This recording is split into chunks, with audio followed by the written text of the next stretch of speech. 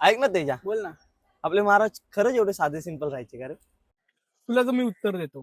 महाराज जेव्हा दक्षिण दिग्विजयला गेले ना, तेव्हा महाराजांना एक डच व्यक्ती भेटायला आलाय. त्याचं नाव आहे हर्बर्ट डियागर. तो असं लिहितो की मी महाराजांना भेटायला गेलो, महाराजांनी माझ्यासाठी मोठा तंबू उभारलाय. पण हे फ्रेंच व्यक्ती महाराजांना भेटायला येत नव्हते. त्यामुळे महाराजांनी त्यांना दिवसभर रात्रभर झाडाखाली पावसात उभं केलंय.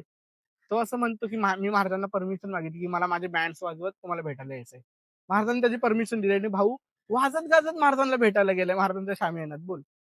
तो शामियानात गेला. तो असं लिहितो की महाराजांचा जो शामियाना आहे तो भारतातल्या सर्वात महाग कपड्यापासून बनलाय. तंबूच्या मध्ये जो चौरस बैठक आहे जी, त्याच्यावरती मखमलीचं कापड आहे, त्याच्यावरती लोड तके ठेवले आणि त्या लोड तक्यावरती मखमलीच्या कापडावरती सोन्याच्या बारीक तारांचं काम केलंय. तो चक्क झालाय सगळं बघून. तो तो असं म्हणतो की मी येणार आहे म्हणून हे सगळं महाराजांनी केलंय का, ह्याचाच मला प्रश्न पडला. तो बोलतो आम्ही थोडा वेळ थांबलो, नंतर महाराज स्वतः आले.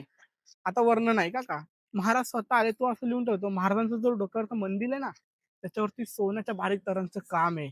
मागे एक तुराला टाकलं तर पूर्ण मोत्यांचा तुरा आहे. महाराजांचा जो अंगारखा आहे त्यावर सोन्याच्या बारीक तारांचं काम आहे. महाराजांच्या मोजड्यावरती सोन्याची कलाकुसर केली आहे. महाराजांची ज्या उजव्या हातात तलवार आहे त्या उजव्या हाताची तलवारची मूठ पूर्ण सोन्याची आणि त्याच्यावरती हिरे मोती जडलेत.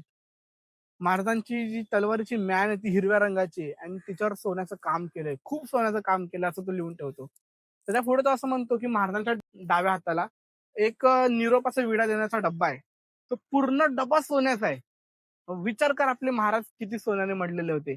उगाच असं म्हणायचं की आपले महाराज साधे सिंपल राहायचे, फक्त कवड्यांची माळ घालायचे, असं नसतं भावा. राजाने राजासारखं कसं राहावं हे या पत्रामध्ये आपल्याला दिसून येतं.